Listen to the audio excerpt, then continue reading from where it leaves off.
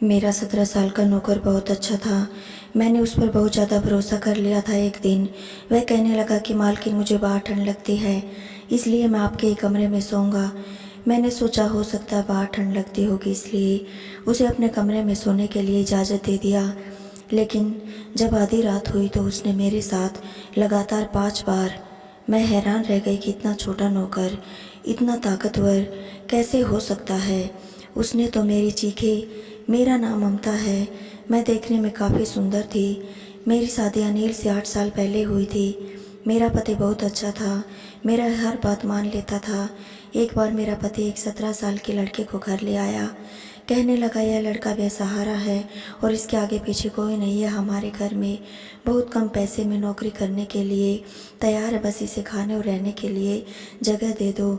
इसके मामले में बहुत ज़्यादा कंजूस था, हर वक्त मुफ्त के चक्कर में रहता था। वह लड़का देखने में बहुत ही अच्छा और मासूम था। मैंने अपने पति से पूछ लिया कि यह लड़का आपको कहाँ से मिल गया। वह कहने लगा कि मेरे दोस्त के घर में उसने कुछ महीने काम किया है, लेकिन अब वो विदेश जा रहा है, इसलिए इस नौकर को मुझे दे दिया। वह कहा कि तुम उसे कुछ पैसे दो, 2 वक्त की रोटी दे देना और उसके बदले में इससे तुम जो कहोगे वही कर देगा। यह बात सुनकर अनिल, हमारे घर पहले से ही बस 2 कमरे, जिसमें एक को मैंने अपने कपड़े सिलाई और कामों के बना रखा था और बाकी एक कमरा हमारे सोने का कमरा है, तो फिर यह लड़का रहेगा कहाँ। मेरे इस सवाल पर वह कहने लगा कि तुम्हें फिक्र करने की ज़रूरत नहीं, बस आंगन में एक चारपाई से दे देना, ये वहीं पर बिछाकर चुपचाप सो जाएगा। मैंने कहा, चलो ठीक है। वह लड़का बड़ा ही चुपचाप सा था। आखिर रोज़ सुबह सवेरे ही मैंने उसे किचन के काम में लगा दिया।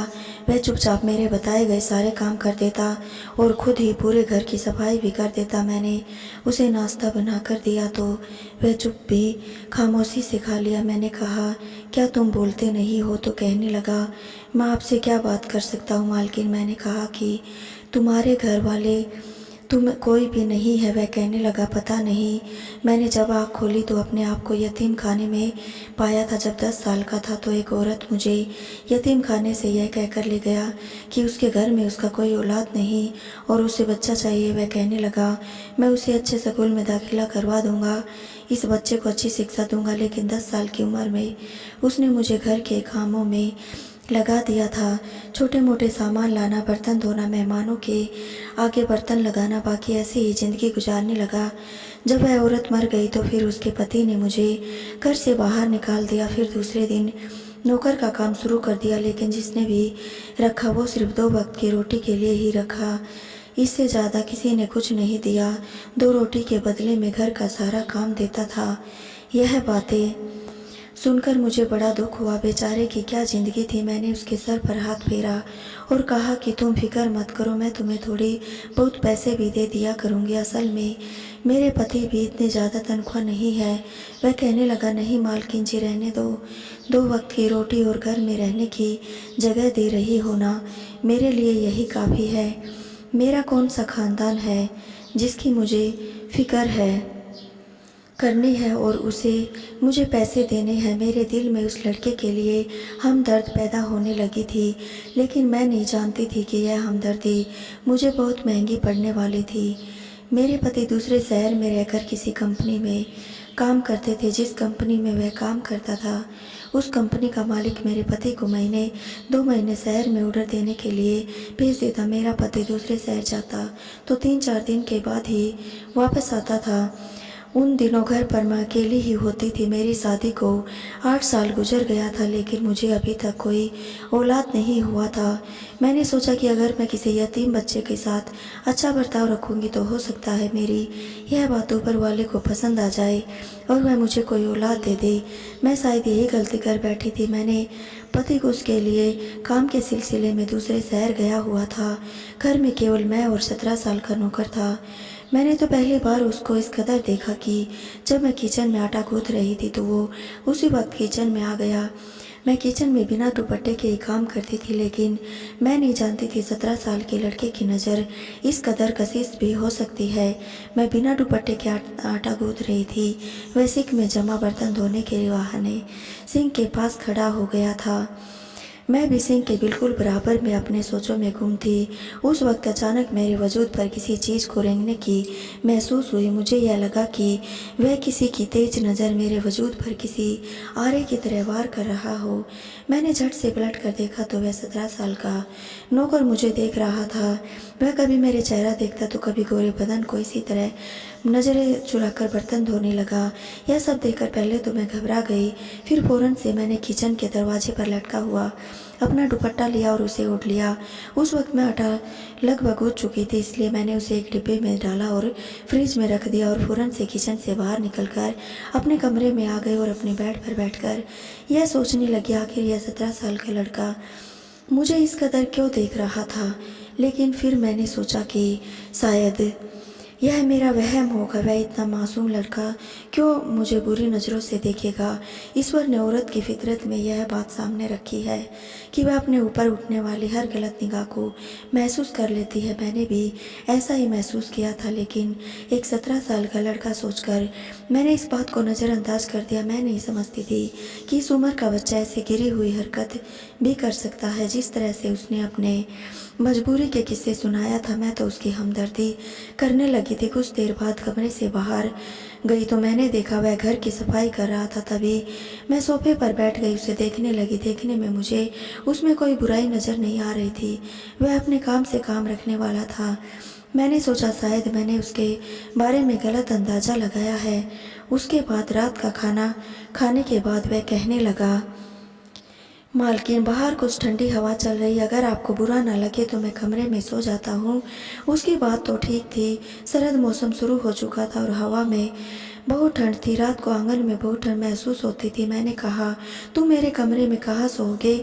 मेरा कमरा कोई फालतू का कमरा थोड़ी है। एक कमरा जिसे मैंने अपनी सिलाई के लिए महफूज रखा है, उसमें बहुत सारा सामान बिखरा पड़ा है। कहीं सिलने वाले कपड़े हैं तो कहीं मशीन, और वह कमरा भी बहुत छोटा। मेरी चीज़ को तुम इधर उधर करके लेट जाओगे और फिर मैं ढूंढती रहूँगी।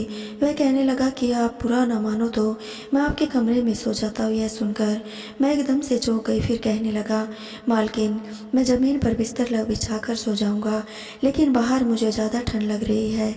मेरे पास सर्दियों के कपड़े भी नहीं है।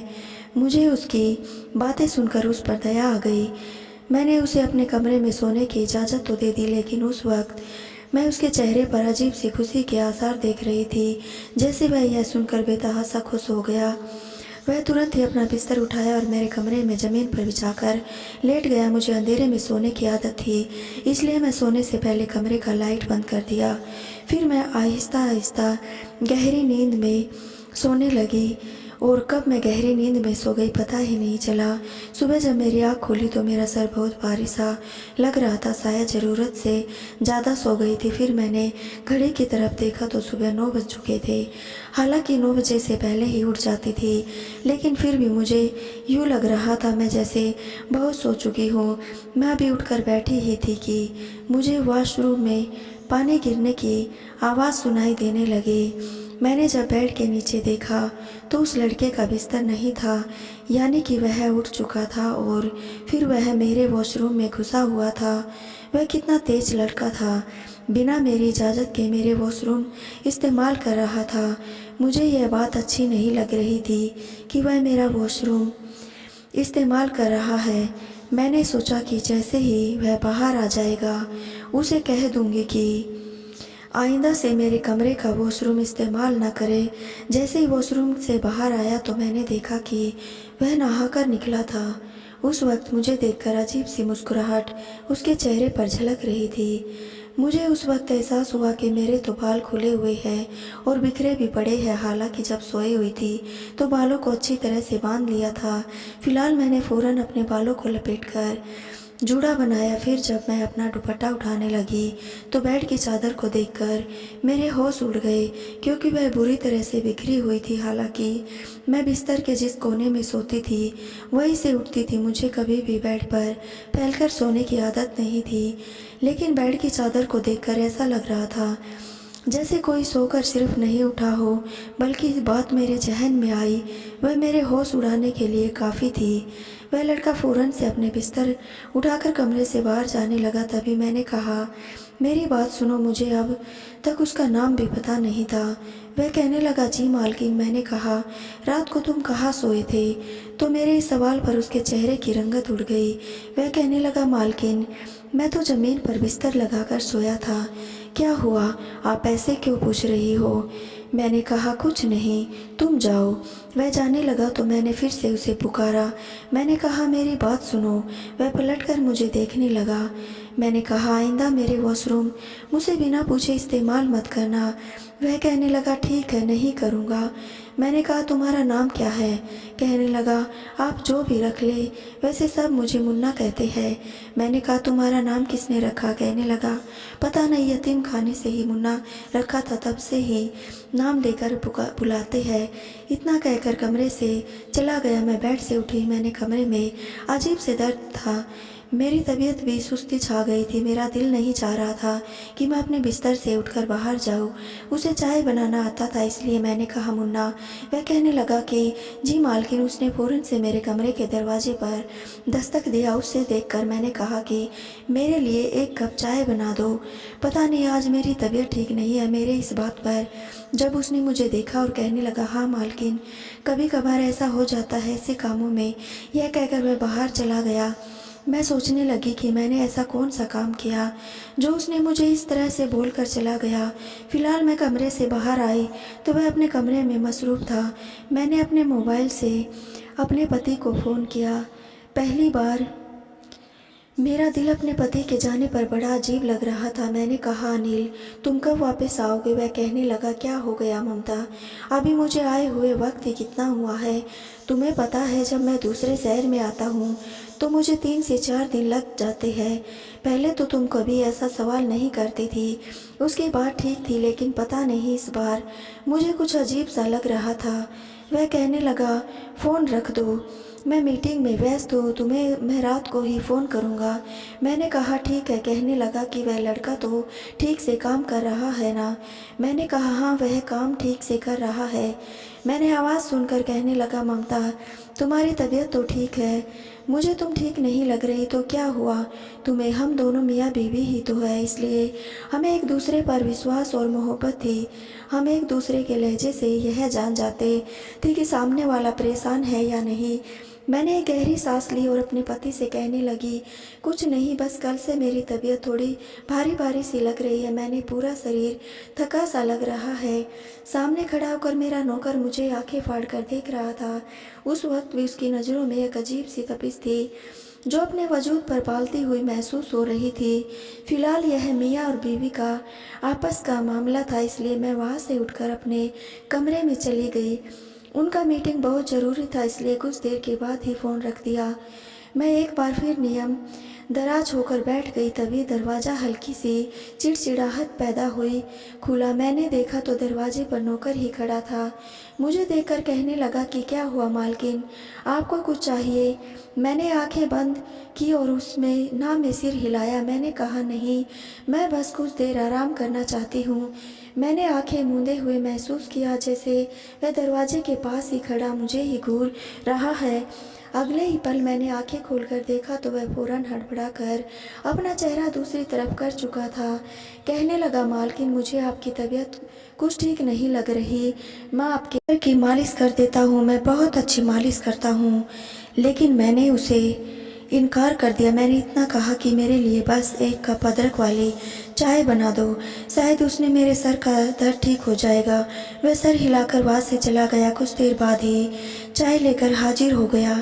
चाय पीने में मुझे काफ़ी कड़वी लग रही थी। उसने अदरक कुछ ज़्यादा ही डाल दिया था। फिलहाल चाय पीते ही मुझे सुकून सा महसूस होने लगा था, इसलिए मैं बहुत जल्दी गहरी नींद में सो गई थी। मुझे इस बात की कोई परवाह नहीं थी कि घर यूँ ही खुला पड़ा है, कोई आ गया तो, क्योंकि मुझे इस नौकर पर पूरा भरोसा था। वैसे भी उसने मेरी मौजूदगी में पूरे घर को बड़े अच्छे तरीके से संभाल लिया था। मैं उस वक्त सोई थी कि रात के 10 बज रहे थे। जब मेरी आँख खुली तो कमरा हल्की सी रोशनी में डूबा हुआ था। मैं जब उठी तो घड़ी वक्त देखकर बौखला गई और भूख से तो मेरी हालत भी खराब हो गई थी। सिवाय एक कप चाय के पिया ही क्या था। मैं उठकर बाहर आई तो नौकर मुझे देखकर फ़ौरन मेरी तरफ आया। कहने लगा कि मालकिन, आपकी तबीयत ठीक हुई तो मैं आपके लिए खाना लगाऊं। वह तो जैसे मेरा इंतज़ार कर रहा था। मैंने उससे कहने लगी कि तुमने मुझे जगाया क्यों नहीं, मैं इतनी देर तक कैसे सो रही थी। मेरी इस बात पर वह हल्का सा मुस्कुराया और मुझे गौर से देखने लगा। बात कहने लगा कि आप सोते हुए इतनी प्यारी लग रही थी कि मुझे जगाना अच्छा नहीं लगा। उसकी बात पर मैं चौंक कर उसे देखने लगी। मैंने उसे फ़ौरन कहा कि क्या मतलब है तुम्हारा। कहने लगा, अरे मालकिन जी, आप इतने मज़े से और सुकून की नींद सो रही थी। भला मैं नौकर हूँ, मैं कौन होता हूँ आपकी नींद में खलन डालने वाला। वैसे भी पूरे घर के काम तो मैंने निपटा ही दिए, और काम ही कितने थे जो आपको उठाकर करने थे। इसलिए सोचा आप सो रही है तो सोने देता हूँ। फिर मैं आपके लिए खाना बनाने चला गया। उसके हाथ में जादू था। उसने जो खाना बनाया बहुत ही स्वादिष्ट था। उस दिन मैंने पेट भरकर खाना खाया। वह दूर खड़ा मुझे देख रहा था, लेकिन मैंने उसे भी सामने कुर्सी पर बैठने को कहा। उसी वक्त मेरे पति का फ़ोन आ गया। मैं फ़ोन लेकर कमरे में बातें करने चली गई। 2 घंटे लगातार अपने पति से बात कर रही थी। उस दौरान कमरा बंद था, लेकिन मेरा नौकर कमरे के बाहर ही मौजूद था। जब 2 घंटे गुजर गए तो अचानक दरवाजे पर दस्तक देने लगा।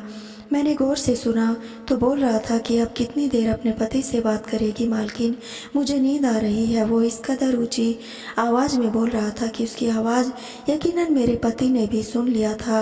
एकदम से फ़ोन की दूसरी तरफ से खामोशी छा गई। मेरा पति हैरानी से कहने लगा, नौकर कहाँ सोने की बात कर रहा है। भला मैं क्या जवाब देती। मैं फ़ौरन से बात को संभालते हुए कहने लगी कि कुछ नहीं, बाहर सर्दी होती है, 2-3 दिन से ठंडी भी काफ़ी बढ़ चुकी है, इसलिए अब नौकर घर के अंदर ही सोता है।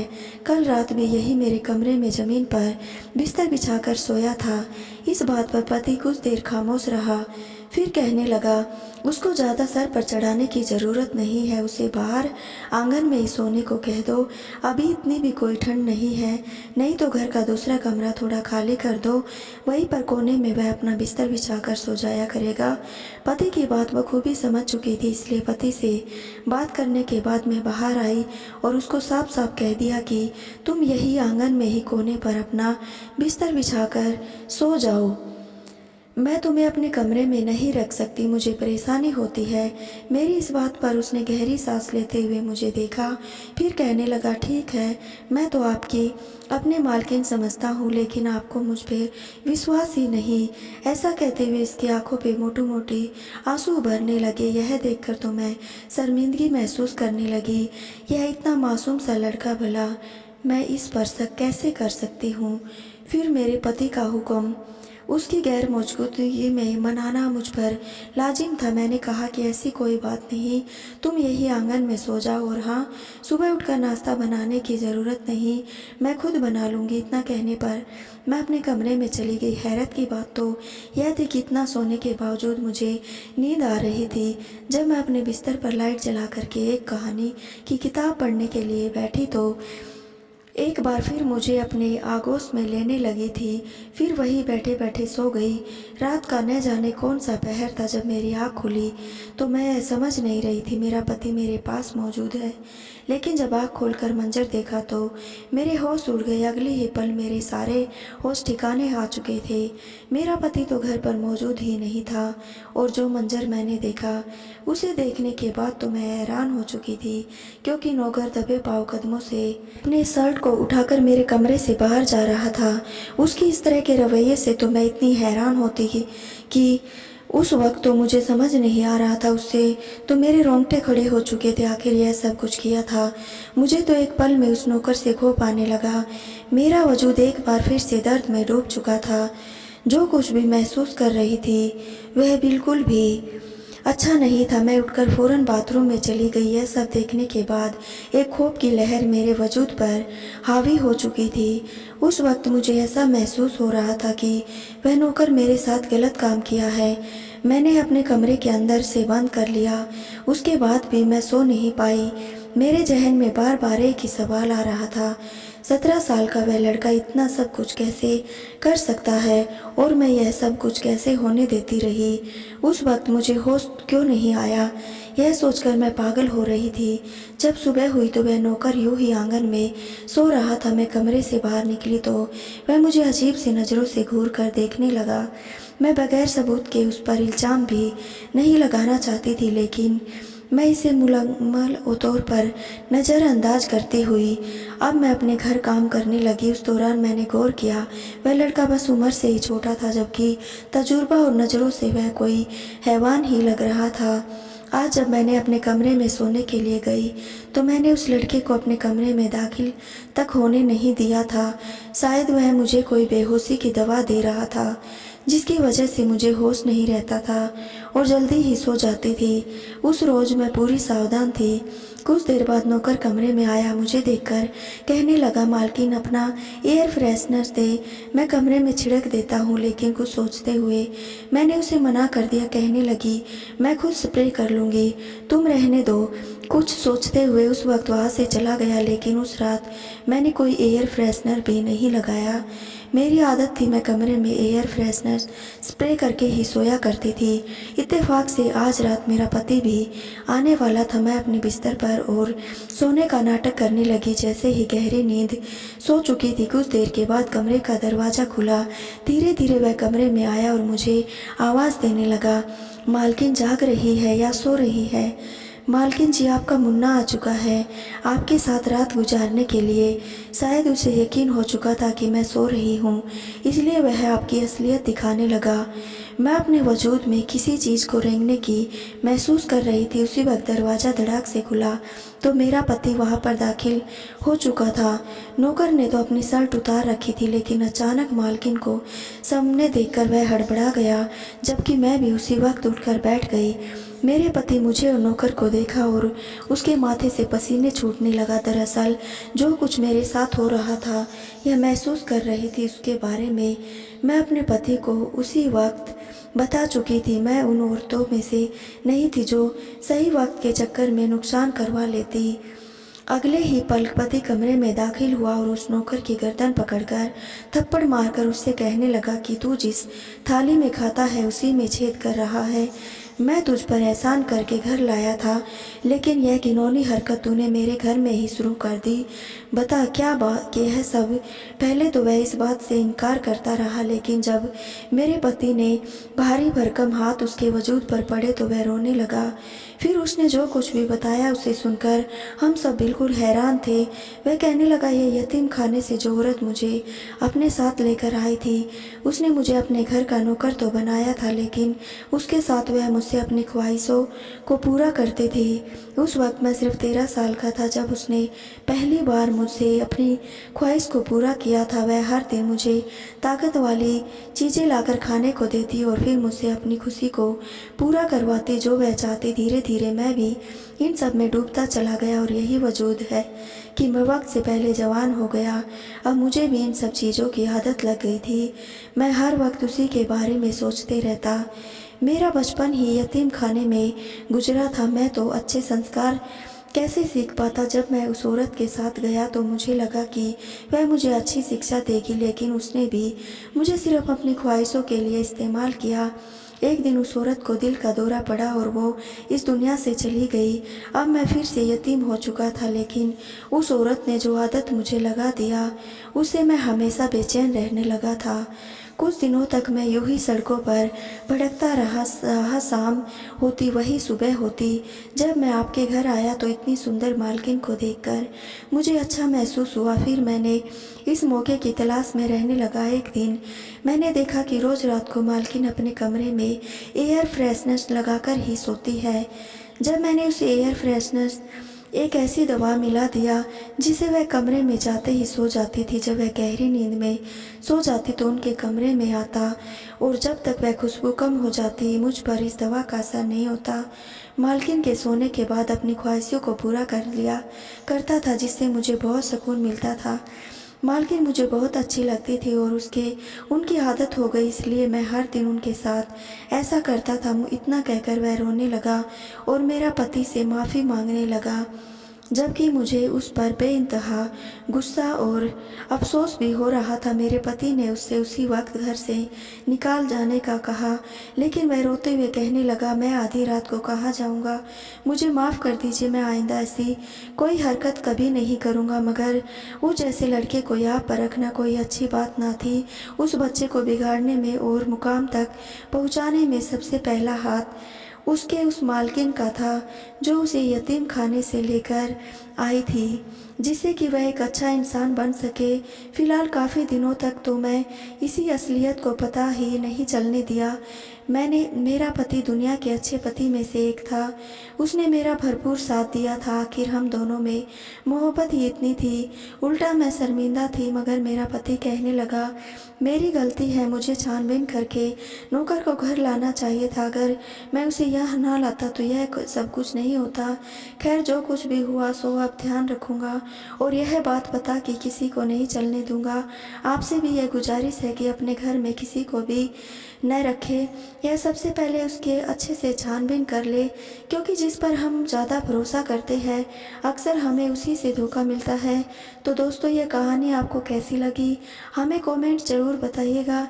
यदि आपने अभी तक हमारे चैनल को सब्सक्राइब नहीं किया है तो चैनल को सब्सक्राइब ज़रूर कर ले। धन्यवाद दोस्तों।